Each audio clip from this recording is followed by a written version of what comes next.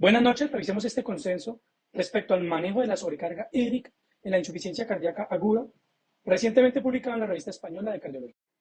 El aumento de volumen en los pacientes con insuficiencia cardíaca permite definir el empeoramiento de esta insuficiencia cardíaca. En este consenso nos habla de una valoración multiparamétrica y para eso es importante realizar una clasificación de acuerdo a la congestión y expansión de volumen. Hay que tener en cuenta que el paciente puede ser un paciente agudo o puede ser un paciente crónico. Hay que tener en cuenta la distribución regional de ese volumen, si es sistémica versus una distribución a nivel pulmonar. 3, el compartimiento de distribución que tiene esa congestión, sea endovascular o sea intersticial. Y 4, realizar la distinción entre lo clínico y lo subclínico. De allí la importancia de este consenso en cuanto a la valoración multiparamétrica. De acuerdo a esta evaluación multiparamétrica, yo puedo tener unos fenotipos de congestión. Aquel paciente con aumento de presiones de llenado, con redistribución vascular, tendrá biomarcadores aumentados como el NT-proBNP.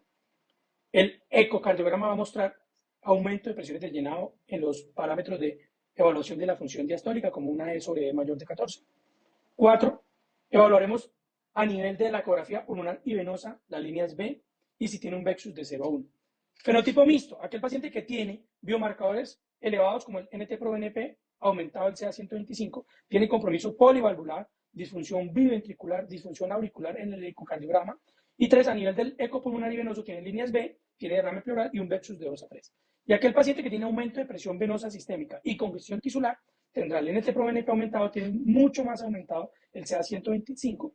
El ecocardiograma muestra disfunción derecha, insuficiencia tricuspidia severa, constricción pericárdica, y el eco pulmonar y venoso va a observar un gran derrame pleural, una citis y un Vexus con un grado 2 o 3. Importante que esto nos permite detectar congestión residual subclínica y puede estar presente al momento de edad alta al paciente. Además de eso, predice el riesgo de reingreso de los pacientes. En esta evaluación multiparamétrica hay que tener en cuenta la presentación clínica del paciente. 1, 2, los signos, los síntomas, los biomarcadores, el POCUS o el ecocardiograma al pie de cama del paciente. 3, cuál es el fenotipo que tiene el paciente, porque así mismo vamos a dar un manejo con diuréticos, sea de forma agresiva o no, o de acuerdo a si requiere o no requiere inotropía, de acuerdo a sus estados de bajo gasto. 3, el abordaje de acuerdo a su condición, si es de paciente ambulatorio o si es de paciente hospitalario.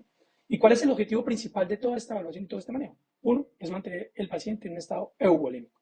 Útiles porque todas estas medidas, estas herramientas nos permiten minimizar la congestión residual y permiten guiar el tratamiento efectivo.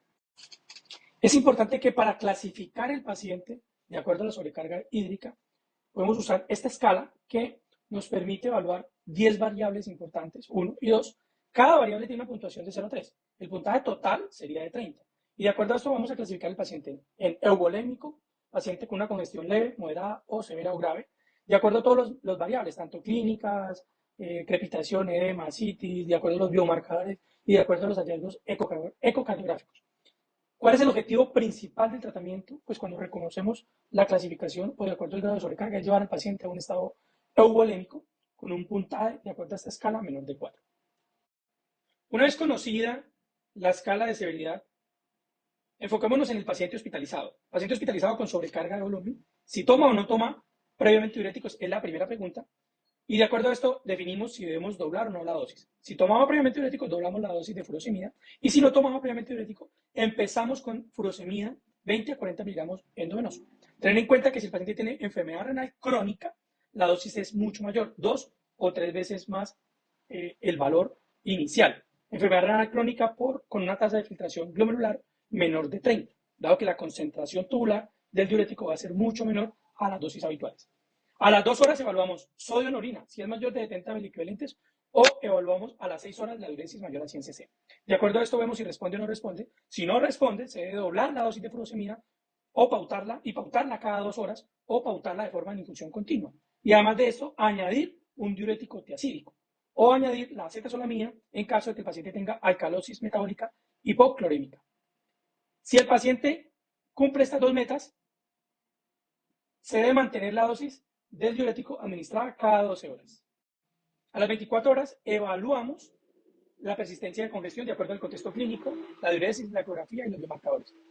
Si no persiste la congestión, podemos desescalar la dosis del diurético. Si persiste la congestión, evaluamos la respuesta en cuanto a diuresis. Si tiene más de 100 cc, se mantiene la dosis del diurético, o sea, la furosemida y el segundo diurético. Si no, pues hay que considerar doblar la dosis del diurético y además de eso mantener la hidroclorotiazida o la acetazolamida de acuerdo a la condición, de acuerdo a lo que se haya iniciado.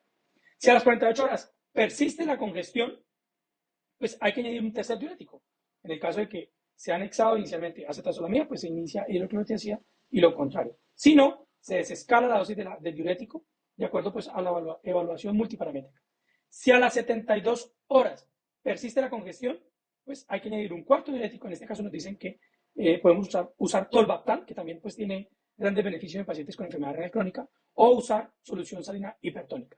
Y en caso de refractariedad a este manejo, podemos usar técnicas como la ultrafiltración.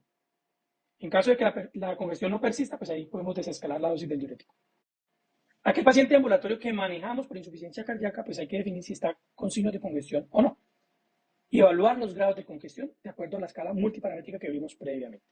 De acuerdo a esto lo clasificamos en leve, moderado o severo. Si es leve moderado, hay que definir si tomaba previamente diurético o no. Si tomaba previamente diurético, hay que definir si la dosis era mayor de 120 miligramos o no. Si la dosis es mayor de 120 miligramos, pues lo que hay que hacer es añadir un segundo diurético, hidroclorotiazida, acetazolamida, de acuerdo al manejo importante del paciente. En caso de que tenga hipopotasemia, podemos anexar un antagonista mineralocorticoide. Si no tomaba la dosis de más de 120 miligramos al día, pues se debe aumentar la dosis hasta llegar a este tope, 120 miligramos vía hora al día. Si el paciente previamente en la clasificación leve moderada no tomaba diurético, pues iniciamos con 40-80 miligramos al día. Recordad que en enfermedad renal crónica podemos doblar la dosis. Y de acuerdo a la evaluación podemos ver si resuelve o no resuelve la congestión o llevarlo a una dosis máxima que sería por encima de 120 miligramos y de acuerdo a esto anexar un segundo diurético. Aquel paciente con un compromiso severo o grave, pues en la guía nos dice que podemos usar, este consenso nos dice que podemos usar hospital día, una unidad de insuficiencia cardíaca, pero en nuestro contexto clínico, pues este paciente debe quedar hospitalizado y dar un manejo endovenoso de furosemida. Nos habla de la furosemida subcutánea, que actualmente pues no contamos con esta disponibilidad de medicamento. Y de acuerdo a la dosis endovenosa de furosemida, pues nos podemos ir a una dosis de 40-80 miligramos en bolo inicial y llevarla a dosis máxima, que pudiera ser una dosis de forma endovenosa o una infusión continua, o manejar bolos de furosemida de 40-80 miligramos. La recomendación en el manejo ambulatorio sería que a la semana, a los 7 y a los 14 días, evaluemos estos pacientes, reevaluemos el estado de congestión, si persiste o no persiste el estado de congestión, y de acuerdo a esto podemos aumentar, llevar a dosis máxima de diuréticos o anexar un tercer diurético o un cuarto diurético, en caso tal pues, de que lo requiera el paciente. Y a los 15 días o a la segunda semana, evaluamos de nuevo si persiste o no persiste la congestión y de acuerdo a esto vamos a determinar si el paciente requiere hospitalización, requiere valorar el manejo con ultrafiltración o en el caso de que el paciente no tenga criterios para entrar a un programa de trasplante cardíaco, pues el paciente pudiera considerarse un manejo paliativo. Si responde adecuadamente a la congestión, o sea, no persiste la congestión, podemos desescalar la dosis de los medicamentos. En el contexto ya severo o grave del paciente con congestión, pues lo que nos dice es que debemos repetir la dosis parenteral del medicamento, pues ahí hay que definir si el paciente se va a quedar hospitalizado o no y dar el algoritmo del manejo del paciente hospitalizado. En este contexto ambulatorio, la reevaluación se hace a los 7 y a los 14 días, a la primera y segunda semana. Tenemos unas herramientas, el consenso es muy enfático en el manejo multiparamétrico de los pacientes. Y lo ideal es mantener un puntaje menor de 2. Aquí tenemos menos variables, tenemos 5 variables, cada una tiene un valor de 0 a 3 y lo importante es mantener el paciente con un puntaje menor o igual a 2.